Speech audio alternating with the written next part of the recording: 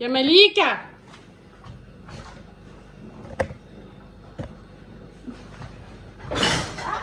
مالك؟ مليكة؟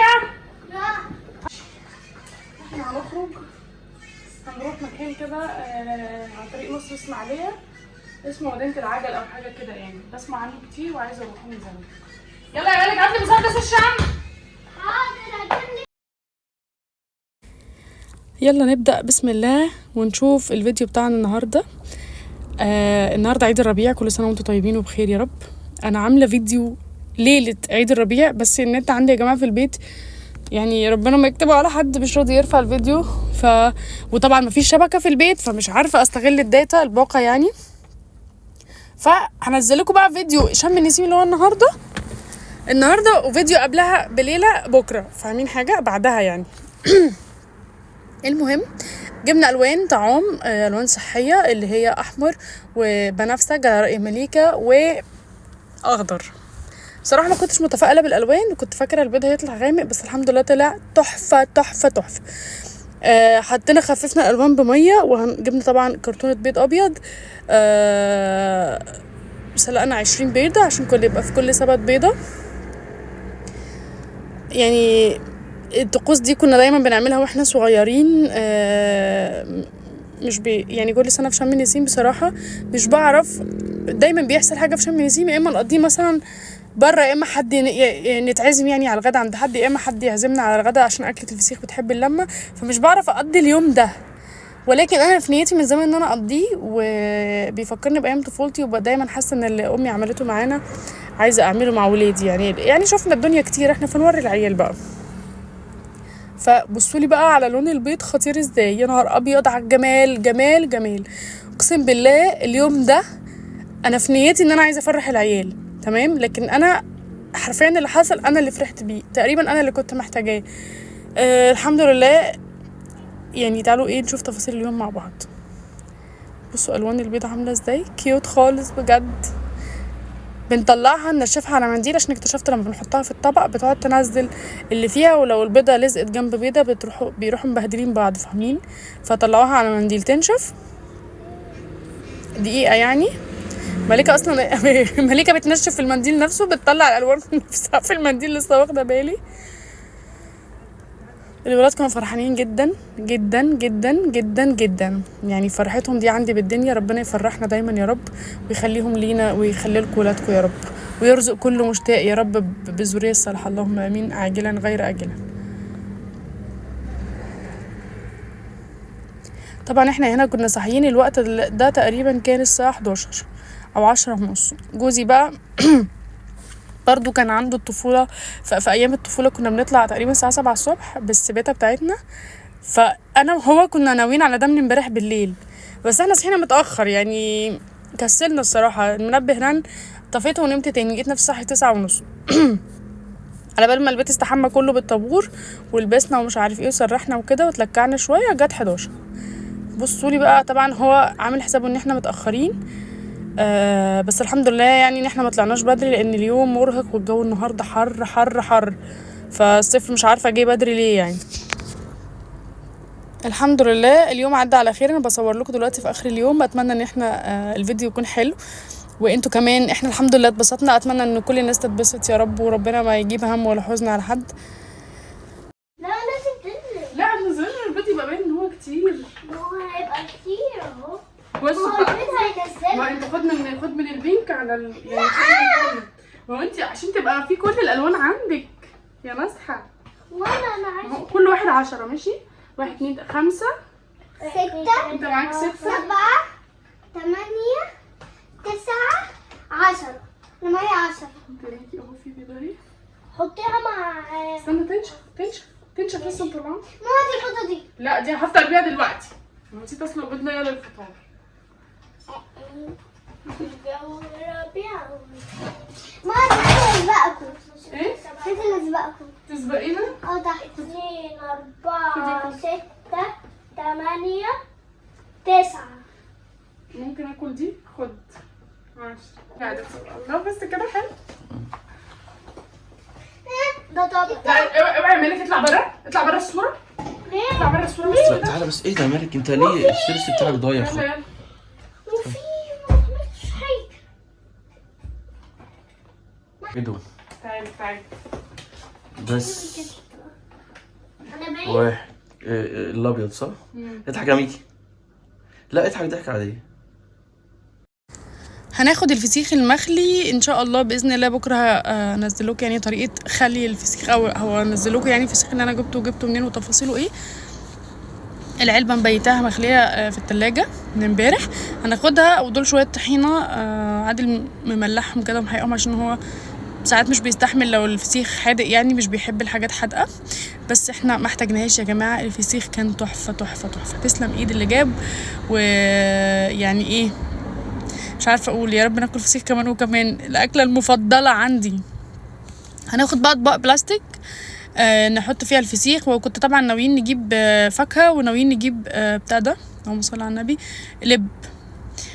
يعني لب كتير، يعني قلت هنجيب لب وسوداني وانواع لب وبتاع مش عارف ايه، بس لقينا المقله قافله. معانا الاخ عادل بس هو مش نايم من امبارح. جايبين العجله فرش الجلد بتاع العربيه، لو العجله خرمتها لن ارحم احد. كل سنه وانتم طيبين.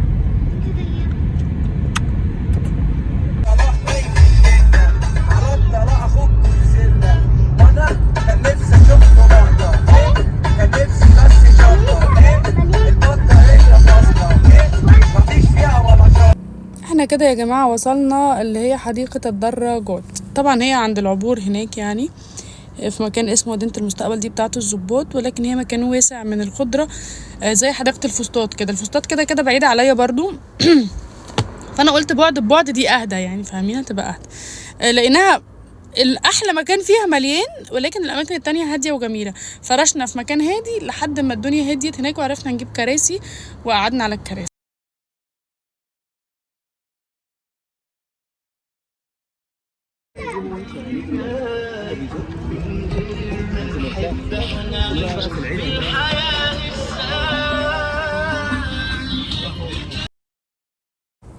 التذكرة ب25 جنيه للفرد في الأيام العادية، و50 جنيه في المواسم يعني، وتقريبا في الويك اند. أحلى حاجة إن هي مدينة عجل حرفيا. تعرفوا في تراكات للعجل بطولها وكلها العيال تبرطع. يعني احنا داخلين بعجلتنا، ما دفعناش رسوم للعجلة، وكانوا كاتبين ان احنا في رسوم للاكل، محدش بس في الاكل بتاعنا. المنظر جميل يا جماعه، والمكان واسع وحلو. بصوا مكان اخضر واسع وجميل ازاي، تحفه والله العظيم. كنا مرتاحين نفسيا واحنا بس قاعدين، مع ان عادل كان مطبق من امبارح. كنت بحاول اقول للعيال نتلاشى اي حد يضايق بابا، عشان هو فعلا ما نامش ولا دقيقه امبارح. نايم 7 الصبح وصاحي 9:30. فالدنيا يعني صعبة عنده نفسيا. وقلت له خلاص لو مش عايز تخرج ما نخرجش، بس العيال طبعا محتاجين حاجة زي دي، من زمان ما خرجناش يعني. فكانت احلى بيكنيك في الحياة. انا وحشني قوي الجو ده بجد. هنحط بقى الفسيخ. اول ما روحنا كلنا على طول، عشان ايه؟ قال يعني نتبسط. كلنا ونمنا. بس اليوم كان تحفة يعني. ريحنا شوية عشان الفسيخ والبصل نفخة جامدة قوي. بس بعدها قمنا بقى، يعني قمنا ركبنا عجل، والعيال ركبوا عجل ولعبوا في الالعاب. العجله بتاعتنا باظت، راحوا مأجرين عجل، ما شبعوش عجله. الجنزير وقع، حبكت يقع دلوقتي. يلا الحمد لله. مالك شاف دبانه واحده بس واقفه جنب الفسيخ، ما حطوش في بقه. كلبي شكرا يا ابني، شكرا يا ابني. يلا على طول معذبني كده.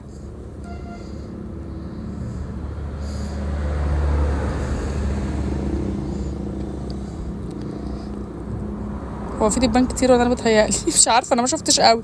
المهم يعني بصوا بقى الفسيخ من قريب تحفه. انتوا هتشوفوه في الفيديو بتاع بكره اكتر يعني من كده. طبعا خلصنا اكل معروف. هنحبس بشاي. كان معانا الترمس ميه سخنه. يا ريتني والله مليته شاي، يا ريتني بجد. قلت عشان خاطر لو عايزين نشرب نسكافيه يعني، بس لا. كده كده جبنا قهوه من الكافيه هناك. والشاي بجد في الترمس بيكون احلى من الميه السخنه دي. يلا ادينا اتعلمنا. كل مره باخد شاي، قلت المره دي اغير. حبسنا بقى ب4 شاي، وجبنا شاي تاني برضو دخلت، وجبنا شاي تاني. وبصراحه خدوا عيالكم وخرجوا والله العظيم. مش لازم يوم شم النسيم، في اي يوم بجد. بصوا حبيت اتصور في هذا المنظر. مش مش عارفه ايه يا اختي التايجر اللي انا هف عليا اشتريه. اول مره في حياتي البس تايجر فوق لتحت كده، بس بصراحه يعني قلت ستايل مختلف. طبعا انا لابسه نضاره طول ما الشمس طالعه عشان مش قادره افتح عيني في الشمس. هنا كنت باخد فوتو سيشن انا وميكي. يا رب الصور تطلع حلوه في الاخر. بعد كده بقى ببص ورايا بلف هوبا لقيت عادل كده. ايه ده يا ابني ده؟ مش قادر. نوكل لله عاوزه انام ما نمتش. خلاص ماشي نام شويه وريح شويه لحد ما العيال يلعبوا بالعجله. بس ايه مش هتقولوا تلعبوا بالعجله؟ العيال ناموا اصلا. كلنا البصل نفخنا بجد. انتوا عارفين بقى هناك في بتأجروا عجل في كيدز اريا، وفي شوايات تتأجروا شوايات تجيبوا فراخكم متبلة وتتأجروا شوايات وتشووا. فان شاء الله نبقى نيجي في الايام العادية يعني من غير فسيخ بقى والنفخ ده، ونأجر شوايات ونشوي. حاولنا بقى بعد ما خلصنا ارتحنا شوية كده رحنا نقعد بقى في وسط العمار والكيدز اريا وكده، ما لقيناش كراسي فقعدنا جنب العمار بشويه. بس احلى قعده بجد لما نقلنا بقى في وسط الارض اللي هي نجيله دي، حسستنا مع انه بص قدامنا على طول اهي عند المراجيح دي. انا حسيت بقى وقتها ان انا في شم النسيم بجد. سبحان الله يعني الخضار ده حاجه من عند ربنا والله. الطبيعه بتغلب عليكي نفسيا بطريقه الواحد ما يتصورهاش. طبعا انا ما كانش ينفع مركبش عجله. البنطلون كان بينزل في البدال، ما كنتش عارفه اتحركي يا ماما. بدلي ايوه بدلي يا ماما. بدلي. لا بتمشي.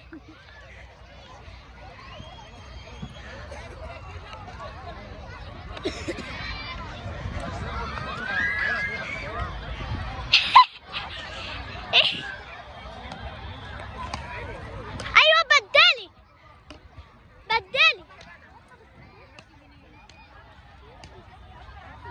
ايوه بدلي.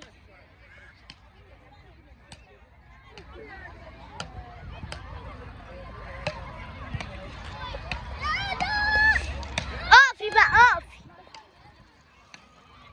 على فكره البنطلون هو اللي مضايقني. بدلي يا ماما.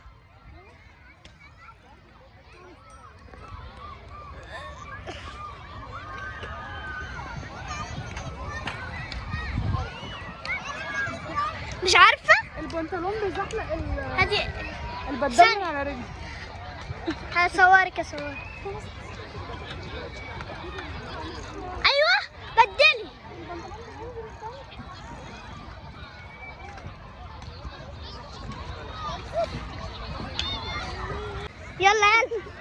يلا ماما الشطورة. عرفت ماما. ايوه بقى يا ماما.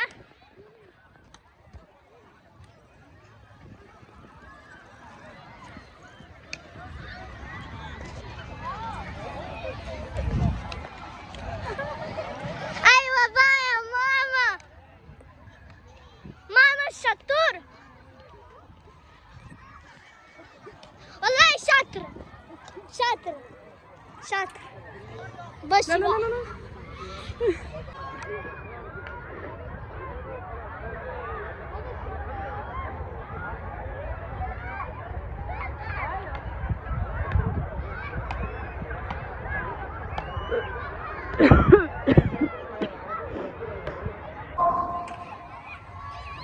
مش هترفع.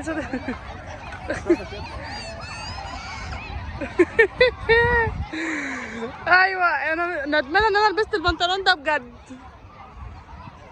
شاي وقهوه وشاي بليمون وشاي من غير ليمون عشان خاطر انسى اللي انا عملته في نفسي.